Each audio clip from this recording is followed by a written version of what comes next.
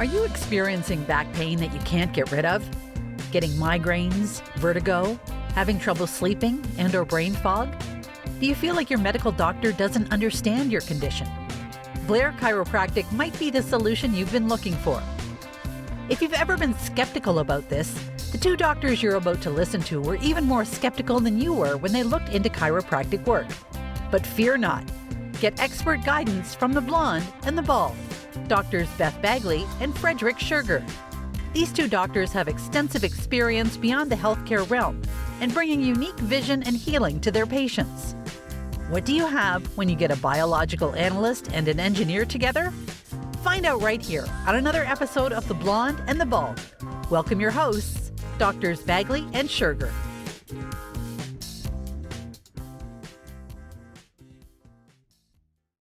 Dr. Bagley, how are you doing this fine evening? I am doing well. How are you doing, Dr. Schurger? I'm doing excellent. It has been a good week for us here, and we're excited to talk about boron after last week's. Honestly, I'm still flabbergasted by the benefits of this little mineral that probably, well, we're not getting as much as we possibly need. Yeah. And I want to know more about it. I'm going to have lots of questions for you. You've done some research, and I want to know. And folks, just so that you know, we are depriving you of the conversation we had after last week's episode. We had our recap that we do offline, and Dr. Bagley's comment was, "We should be recording this," and I'm like, "Yeah, we should have been," but but let's talk about boron now. What's curious, and I'm going to start off with this. One of the things that I have been fascinated with these past several years are some of these naturally occurring springs that purport to have healing benefits. And one of the things that they have found that these springs tend to have a higher concentration in is boron naturally occurring. So this is where, this isn't how I started down this rabbit hole, but it's definitely something that I was looking at, and you know, I've been doing it for other health benefits, which we'll get into here in a little bit, but I finally had a few moments and I went down the rabbit hole and I'm like, holy cow, there is so many benefits to this. One of the interesting things, and you know, everyone's familiar with cytokines, and we're going to go. Well, maybe not everyone is familiar with cytokines, but cytokines and cytokine storms after COVID are a more common thing. And what we're going to do is we're going to go over some just general science and how boron seems to be of benefit to helping things out, but also how it then comes around. Oh, I've got these out of order. There are some spicier aspects. Cytokines come later. I just realized I'm in the wrong order here. But we're going to talk about because don't get everybody excited about cytokines and then don't talk about cytokines. I know. We got to talk about cytokines because cytokines will be fun. So we're going to get into that. We're going to get into some of the benefits that seem to be going on here. Boron. Okay, first, what is boron? Is boron a element? Is it a mineral? Is it? It is a mineral. And it's an element too. It is an element. Straight element. Yeah. And it's the atomic number 5. Yes. It has the symbol B, which is one of my favorite letters. And its crystalline form is brittle, dark, lustrous, and metalloid. Yes. But it's not a metal, is it? Well, I think it falls, well, again, it's a mineral. So all minerals are technically a metal. Now, do you have it in a more metal? Do you have it in a steel form? Not necessarily. What they found, what they were, when this one doc down in Australia, I believe is where he was, basically figured out that if you added a little bit of elemental boron to your diet, and for him, it was 6 milligrams a day of sodium tetraborate. And these names are less important when I say tetraborate, sodium diborate. There's another one. Any case, there's like 3 that are basically all the same thing. So when we're looking for this, we'll hit all of that. But let me double check the three different names. Yeah, we have sodium tetraborate, sodium borate, and disodium tetraborate, but they're all the same thing when we're getting into this. Anyways, he started taking this as a supplement and noticed his arthritis went away. So Okay. this is how this all started, that saying, hey, this might be a dietary supplement that has some benefits. He was using 55 milligrams of sodium tetraborate decahydrate. Again, this is some fancy words, but they're basically all the same. And what he figured out is that when he had these patients on this, their arthritis, especially their chronic arthritis, started to improve. And what they did end up figuring out is that we have boron as part of our cellular matrix makeup for our skeletal system. And if we don't have enough boron at the joints, those joints start wearing more easily. So this is one of those simple supplements that you can take to help if you have an arthritic condition. We'll talk about dosing. We'll talk about how much to take. Here is where of course it gets interesting, and it's like, oh, no surprise. This is why we don't have boron as a regular supplementation. And you'll hear the other problems with it. It ends up being, he approaches, he's making, this doctor is making these cap tablets for his patients. So much so that he doesn't have time to practice. So he approaches a pharmaceutical company and says, hey, if you can put this in a pill form here, you'll make a bunch of money, and you won't have to spend, you won't have to give patients that toxic, expensive medication that you've been using. Why would they want to do something like that? Exactly. They just killed their bottom line.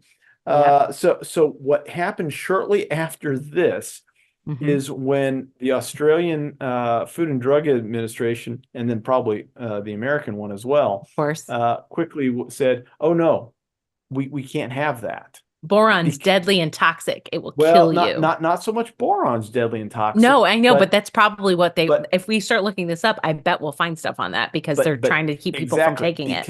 Because what is sodium tetraborate? What is sodium borate? What is disodium tetraborate? Where do you buy it at the cheapest form, but yet as pure as all the other forms? You buy it at the grocery store, supermarket. I picked up a couple of boxes at Menards the other day. It is 20 mule borax. It is exactly the same thing. And it is just mind-blowing. Is it really the same? That's what I've been looking at, and I'm trying to figure out if it's actually the same. It says sodium borate, and that's the only thing that I have not had a chance to dive down deep. I've got an old chemical manual somewhere. I can't remember where I've sort of put it, but it goes through all of these different minerals, and I haven't had a chance to say, all right, what is the actual difference? But these are common names for borax. So sodium tetraborate, sodium borate, disodium tetraborate, they're all the same. And we're not looking to use the amount that you're going to use to clean your laundry as a laundry booster, because you don't need that much. And quite honestly, that much is going to be toxic. But a little bit, because that's all we need, goes a long way. 10 milligrams of boron will come out of a quarter teaspoon of borax. So it's just like a little It's bit. just a little itty bit. And for so men, if you took a cup of it, you would probably die.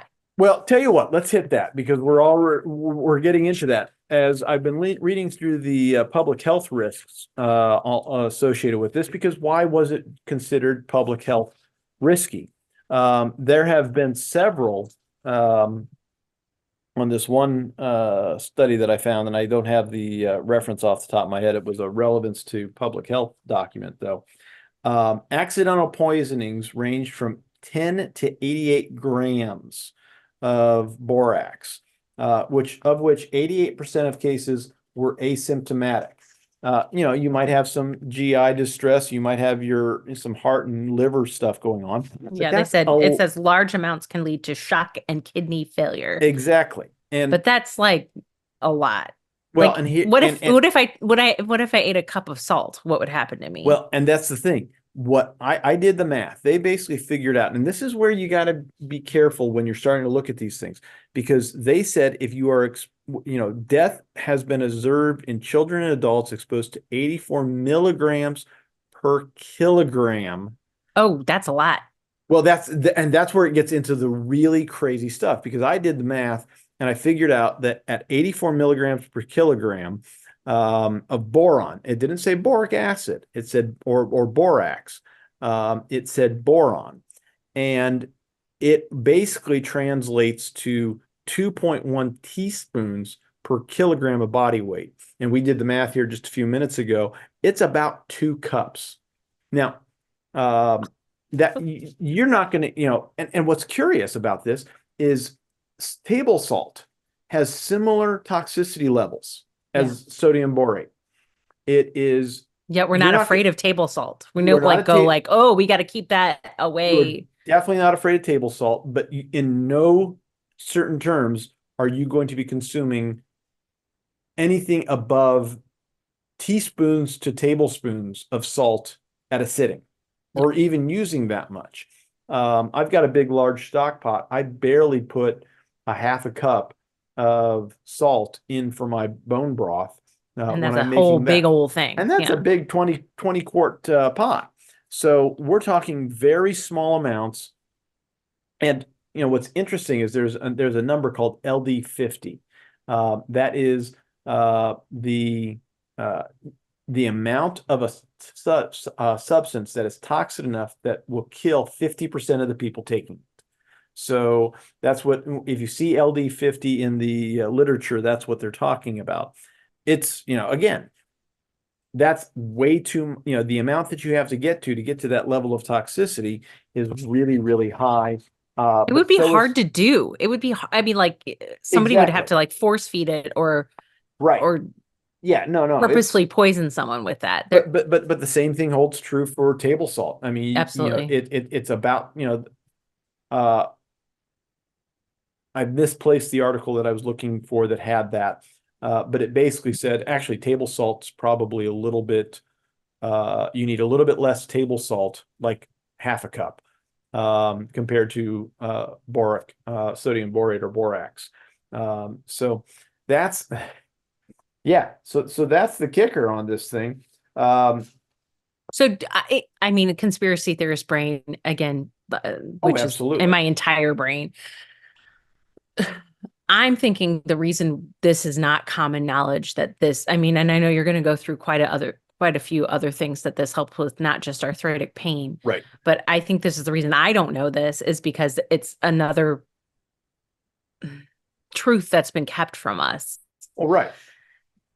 This should be common knowledge. This should be what are the things that we do on a daily basis, you and I, as chiropractors, that we know that are going to improve our health and the health of our patients? And, we take care of ourselves. We look at how do we become more reliant on ourselves, and especially in a world that is deciding that it doesn't want to be reliant on themselves for anything. But most people, given the option, they're like, wait a second, I can be reliant. I can do my own thing. Mm-hmm. This is what we're talking about here goes to those people. If you don't feel like you are self-reliant enough, well, maybe you need a little bit more boron, because we're going to talk about how it boosts testosterone in a bit.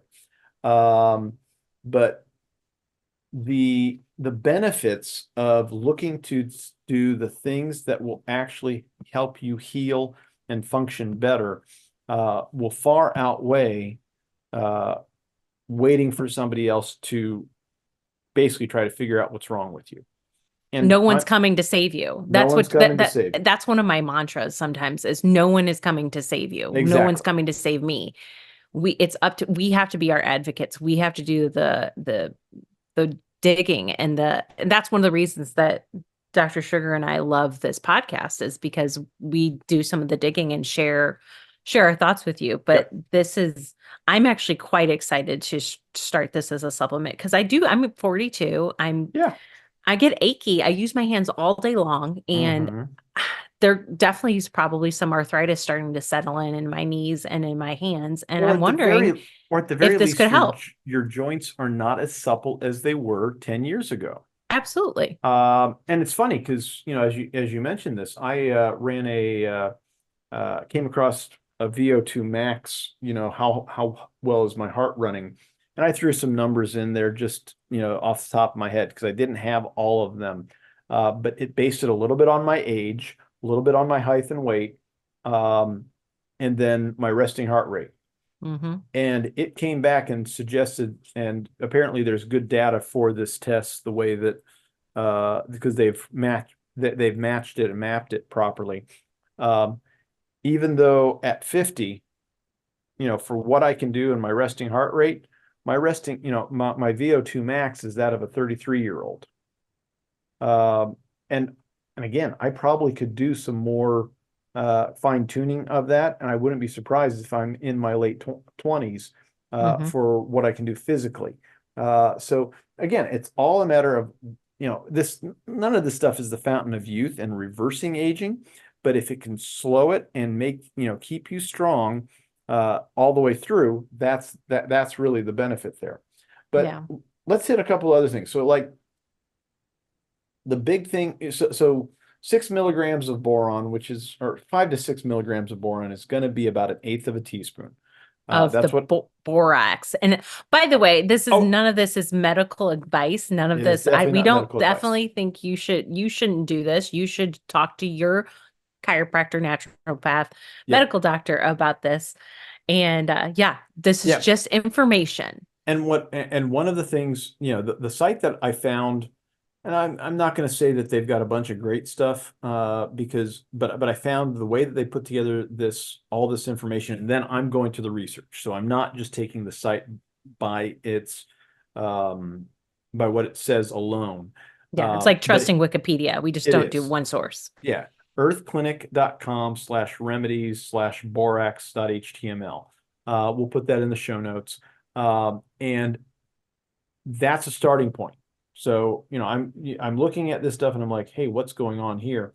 And then I'm like, all right, what does it actually say in the research? Does the research actually support what the website has put together? I'm actually quite impressed with the website because it pulled really well based off my readings of the research. So again, dosage. So when we're talking about dosages, we're not talking dry weight. No, don't take these, back to my comment about minerals, put it in your water, drink it in your water throughout the day. That's going to get you what you need. For the boron, if you're using a, sodium tetraborate, sodium borate, borax, you're going to be looking at about 1/8 of a teaspoon in water. It doesn't always melt well. So you might need a warmer water. I put 1/8 of a teaspoon in my coffee every morning, and then another 1/8 either in my water before my workout on days that I'm working out, or in my lunch coffee that I'll have at that point in time. How long have you been doing this? So I've been on a 1/16 of a teaspoon for several years. Probably approaching 5 to 7 years. And at that point, are you just making a little pinch and doing a little pinch? No, I actually had a 16th teaspoon. I went and found a set of teaspoons that went down to a 16th. Actually, I was looking for a 32nd, and honestly, you're an engineer. That's just gross. At that point in time, I found a milligram scale because it was just easier to do that. Yeah, you could use a scale. You could use a kitchen scale. Do you know how much? No. Kitchen scales only go to grams. They do only go to grams. So what did you want? You need milligrams. I broke down and bought a milligram scale for $10. It was, not a fancy one. Okay. Yeah. So what does that look like? Is it like just a pinch? You are right. It is just a pinch. Okay. Just checking. It is a very small amount, but so I was taking just a very little bit, forever. And what's funny, and we've talked about this before, at my 50th birthday, I made the comment to my siblings about how I don't have any pain, and all of them are moaning, and I'm the one, that day I wasn't feeling well for other reasons, but it wasn't because my joints hurt or I ached. It was because I don't know, I was out of sorts and probably out of adjustment. But in general, you're not sitting there talking about what achy thing is hurting you and this and that. Don't hurt. I've got a hip thing that doesn't want to relax, but that's more self-imposed than anything else. But not a arthritic joint issue, type thing. And I'm wondering now that I'm looking at boron, I'm like, oh, maybe that's part of my secret weapon package. I mean, I was saying that was because of keeping my head on straight, which I'm certain was doing a bunch of good. That's part of it, for sure. It is definitely part of it, because if everything's in alignment, you're not going to be wearing down joints faster. But if I'm also doing this low level for, like I said, several years, that was certainly of a benefit. So about a week ago is when I bumped it up to a quarter teaspoon.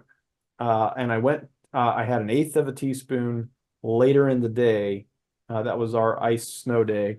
And then I went to a full quarter the following day. I did a workout that I wouldn't say it was hard, because I'd been doing it for the better part of a month, but I really felt like I finished my sets better, and I recovered easier. Not enough to get an extra set in. I was really pushing for that. And that's for me, these are kettlebell push presses with both arms. So that was harder. But it was certainly pushing me into that direction, where I was feeling better. In fact, running back to this study here, there was a group of men that were given various doses of boron at different levels. And the ones that had the higher dose of boron reported they felt better. They felt stronger. They were more viral. They're virile. They were like, grrr. Yeah. But it's a weird. I've got to go. Because isn't there a testosterone connection too? We're getting there. Okay. Yeah, let's go to that one. Let's go to testosterone, because that's what we're all here for, the fun stuff. So this goes back to the cytokines. So they were looking at what 10 milligrams of boron, which is a quarter teaspoon. They put it in a capsule. I've been putting it in water. I'll talk about why the capsule does make sense. So they were measuring sex hormone binding globulin, high sensitivity CRP, and TNF alpha level. TNF alpha, and they looked at free testosterone as well as estradiol. And we'll come back and hit all of these. So TNF alpha, I believe, if I'm not mistaken, a tumor necrosis factor, TNF, is what that is. So that's what they're looking at there. So, which it's kind of really important. That's interesting that they were testing that. So what they found by doing the 6 milligram of boron is there was a significant decrease in sex hormone binding globulin, decrease in CRP, which is an inflammation marker, and decrease in the TNF alpha. After 1 week, and that was actually 6 hours supplemented, they found that change.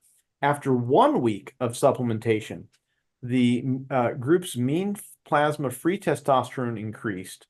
The mean plasma estradiol decreased. Now, these are men. And they also found that dihydrotestosterone was increased. Cortisol was up, which is curious. And I'll come back, we can talk about cortisol in a bit. And then vitamin D was also increased. All three of the inflammatory biomarkers decreased after supplementation. And of note, despite decreased pro-inflammatory cytokines, this might be the first human study to show an increased level of free testosterone after boron consumption. And this was where's the date on this? This was a 2011 Journal of Trace Elements in Medicine and Biology study, volume 25, issue 1. But so let's talk about these various things. So testosterone, that's pretty clear, right? That's, we want to think higher testosterone means you are going to be more virile and virulent and stronger. Yes and no. One, we don't have a good measure of utilization of testosterone because you might have a lower testosterone number, but be jacked like Jack Reaper or Reacher. Reacher. I love that show. Without the steroids or with steroids, but it might actually be because you're utilizing all the free testosterone. However, sex hormone binding globulin is one of these things that will grab onto testosterone. As men get older, they tend to have that increasing. That one and estradiol both will actually suck up or convert all your free testosterone into either unusable testosterone and basically, you might have a bunch of free testosterone, but you can't actually convert it and utilize it for either so it fat doesn't really burning, matter. muscle building. So you could even at that point be supplementing your testosterone with like a pill or a cream or a shot with a TRT. Yeah. Yeah. And it might not even help you as much because you can't do anything with it. Right. And, Dr. Peter Attia has really gone down that rabbit hole really well. And in fact, I was listening to him talk about that the problem with measuring free T is just saying, oh, there's a bunch of cars in the parking lot. Or, it's like, hey, how many cars can you have in the parking lot? Oh, there's a bunch of cars in the parking lot, but it doesn't tell you, hey, are they actually coming into your business and giving, and delivering the goods? So this is where, we start asking those questions and what else is going on. So dihydrotestosterone, not as usable.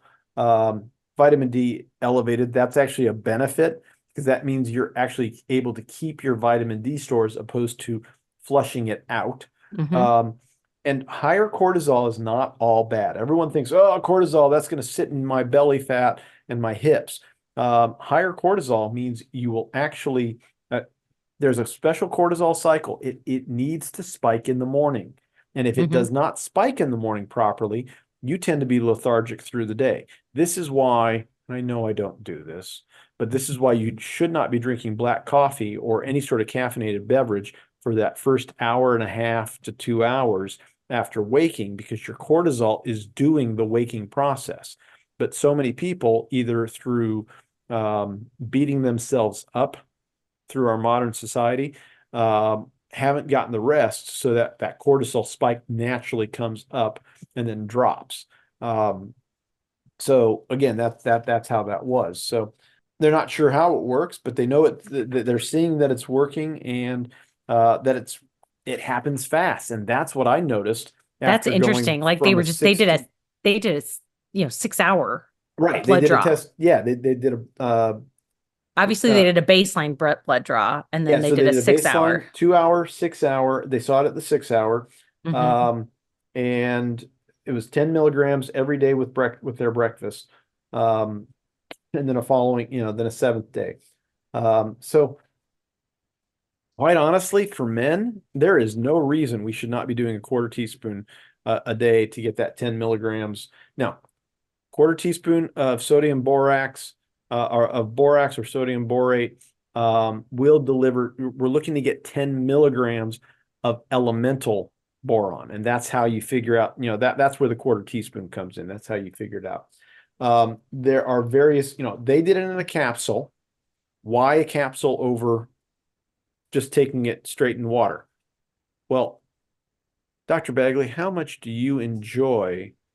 I saw somebody talking about this.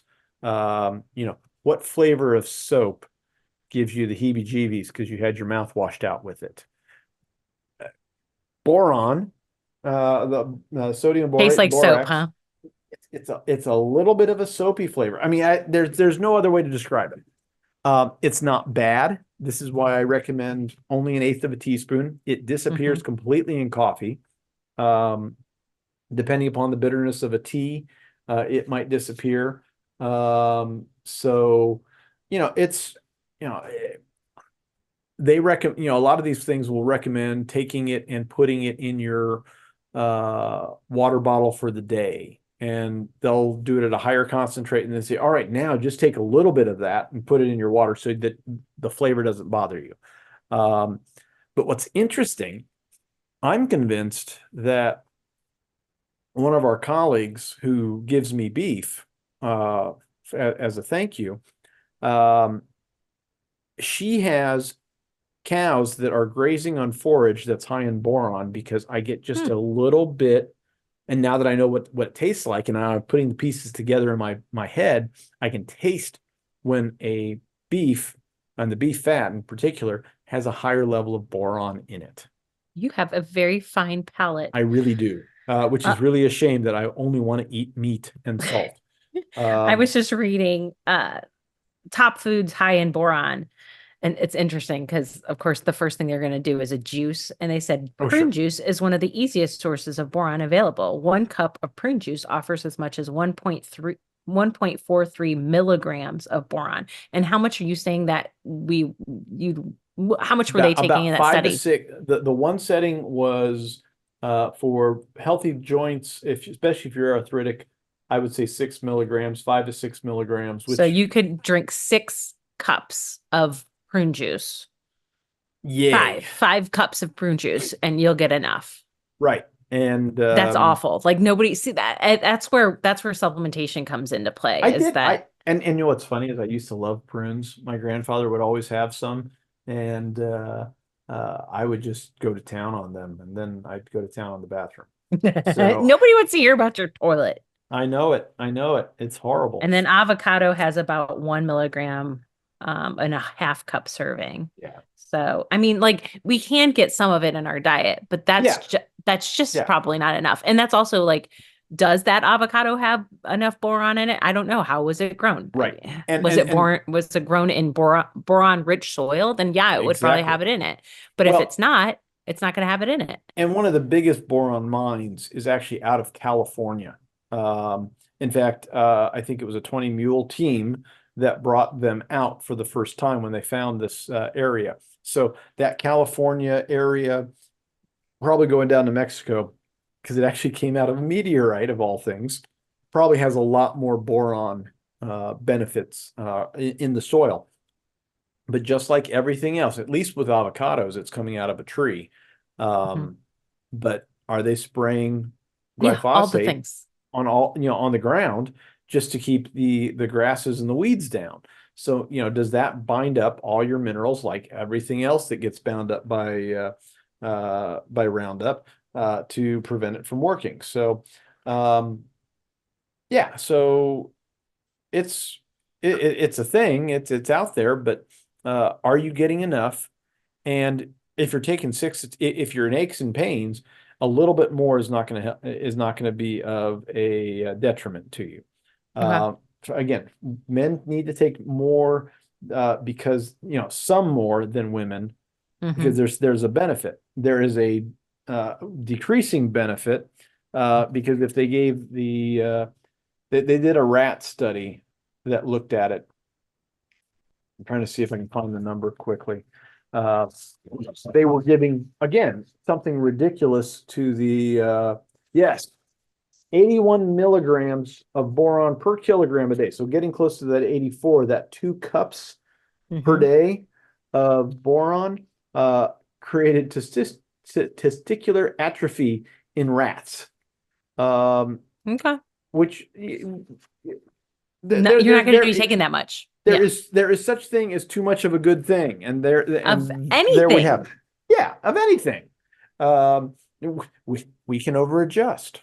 So absolutely, we talk about that all the time. Is too many adjustments, getting adjusting someone when they don't need it. Exactly. So this next study I want to hit, because boron is essential for plant growth. So it is it's actually used in pesticides because it will kill out a bunch of bugs, but it also helps plants grow better. This one here, this study here out of 2009, where was this journal? Cytotechnology. Boric acid, a potential chemoprotective agent against aflatoxin B1 toxicity in human blood. All the great stuff, right? It is a very potent pulmonary and hepatic carcinogen. So it's contamination in agricultural products has been a problem for a long time. And what they found is, let me see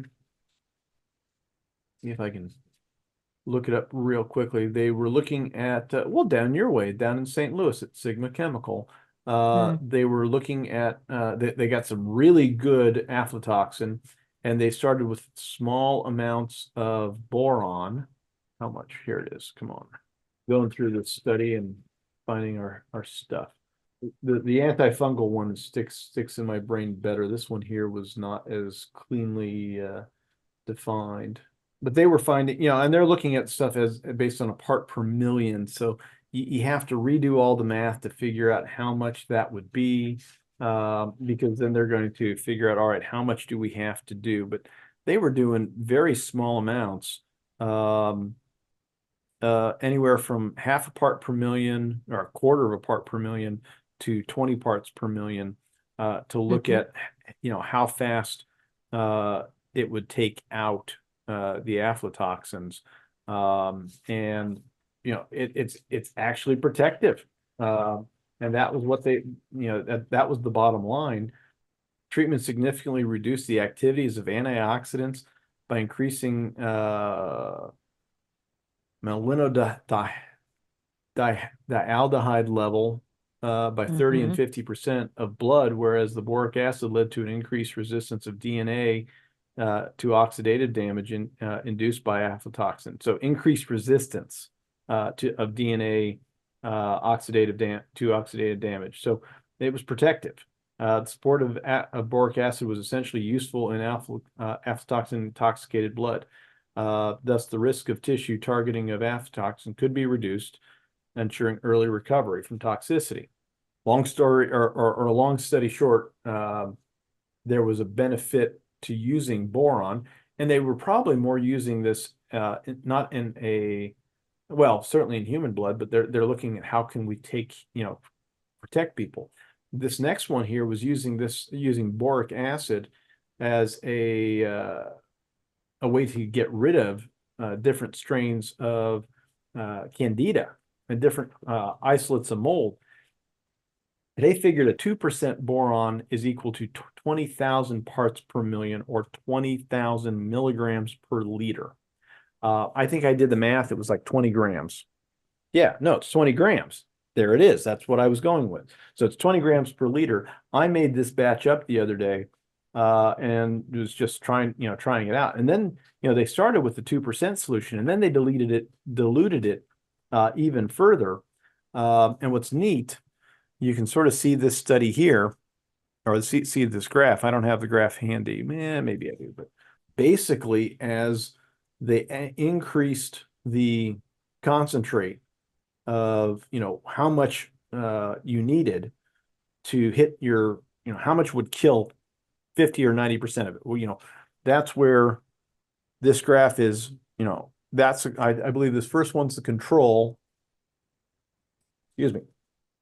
And this very last one had nothing in it. And you can see that they added a little bit, and all of a sudden, bam, it just takes out the candidas very quickly. Same thing here. Little bit, and then you can see this quick change where it just drops down.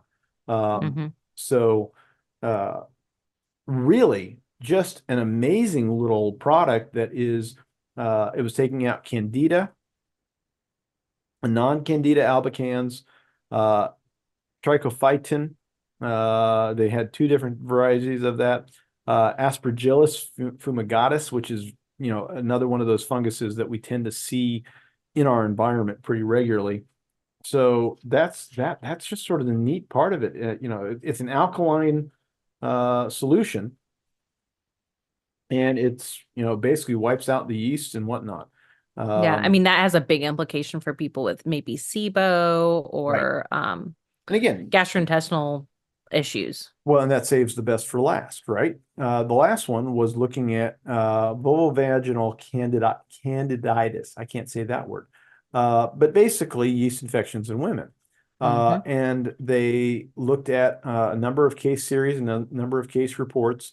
I don't have the full study on this one here, but they were basically saying that by adding, and this is like, I don't know how you would apply this. I don't know if they made up a specific cream or something else, but the findings suggest that boric acid is a safe, alternative, economic option for women with recurrent and chronic symptoms of vaginitis when conventional treatment fails because of the involvement of non-albicans candida, which they found in the other study.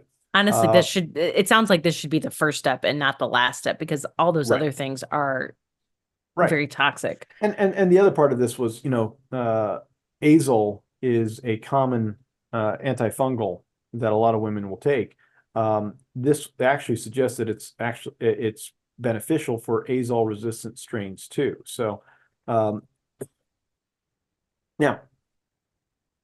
this was more a review of 7 different studies, but what they did find as far as negative adverse events for the women, a little bit of vaginal burning sensation in less than 10% of the cases, some water discharge during treatment, and vaginal erythema, which would be what? Red. It gets red. Yeah, red. Maybe some inflammation, but that's about the extent of it, right? Were identified in 7 studies. So if you have a yeast infection, it's already red and not great. So and burning. So it's doing all the things already. Right. So you could put anything on it and it could cause it burning. That's really interesting. And it cures everything. It's the cure for all things. I don't know if it's the cure for all things, but men, if you are having problems in the morning and you went out and you said, I want to chop some wood, but your wood is not choppable. It's a flaccid wood. I didn't say that. I did. Add some boron. It is so simple.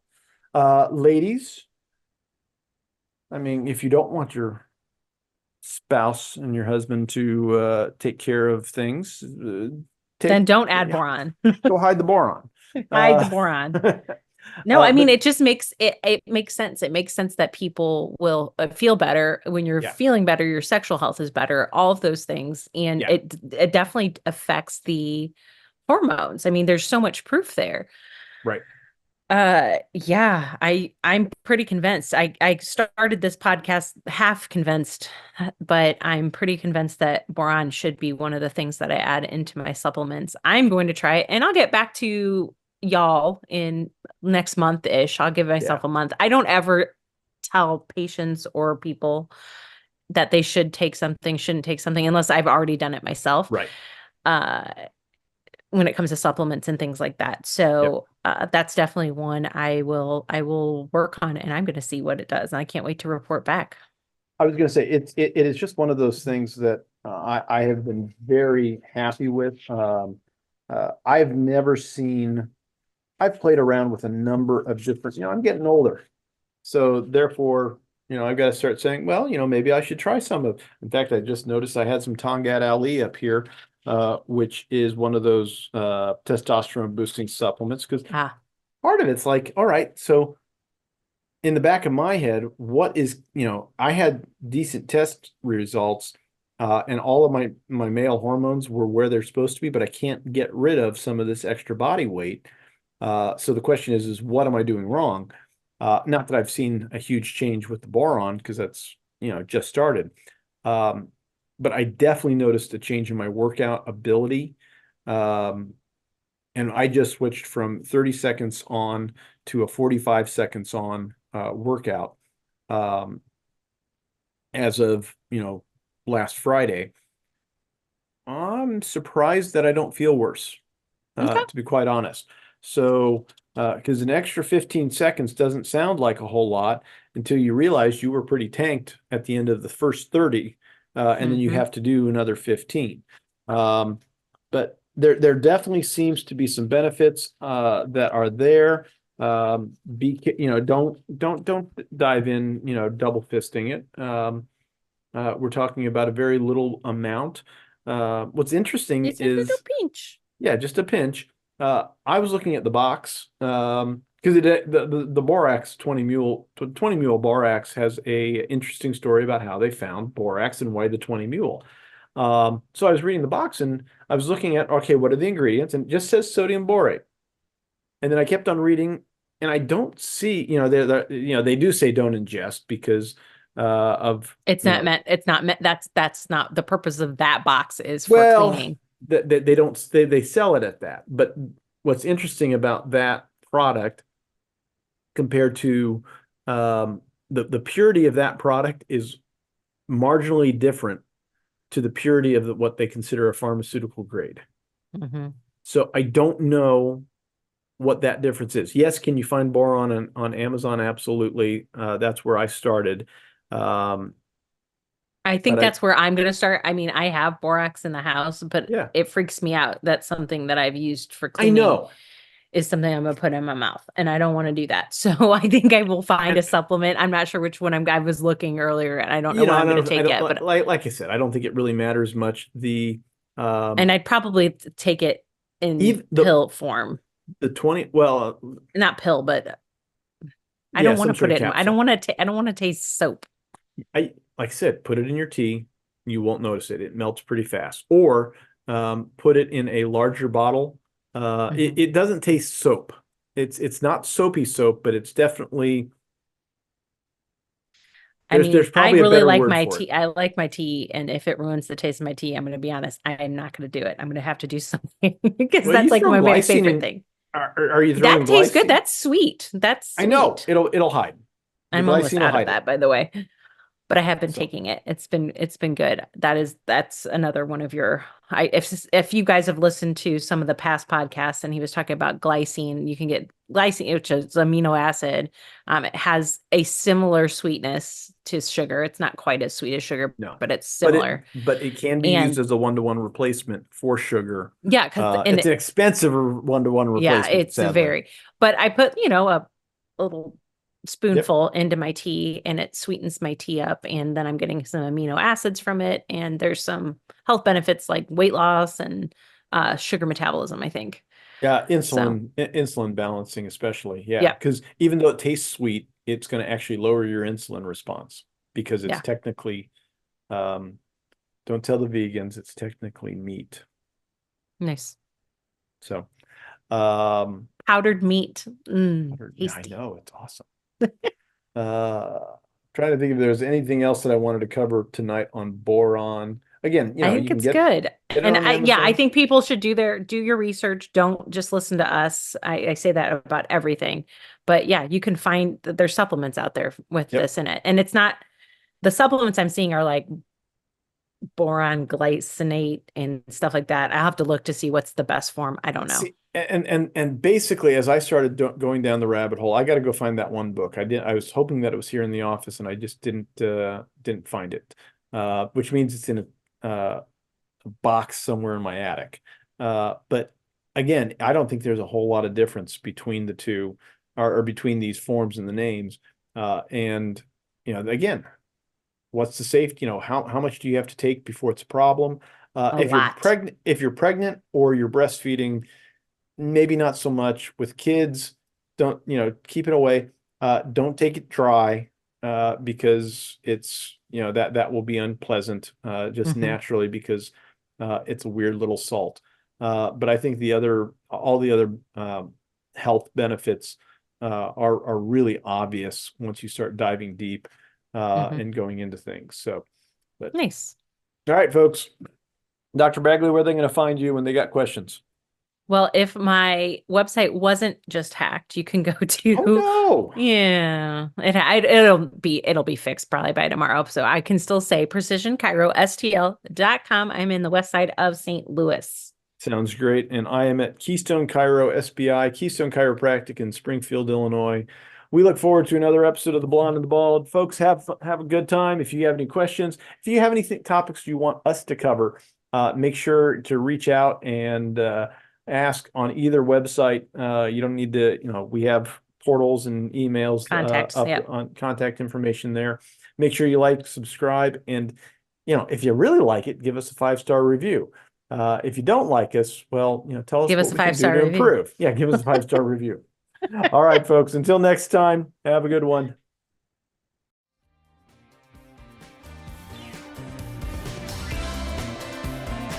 That's all for today's episode of The Blonde and the Bald. Don't forget to like, share, and subscribe. If you enjoyed today's show with Drs. Bagley and Schurger, remember, don't give up and just live with the pain. Come back next week and get more answers and solutions. Visit our websites at KeystoneChiroSPI.com and PrecisionChiropracticSTL.com for more info, and catch all the episodes of The Blonde and the Bald.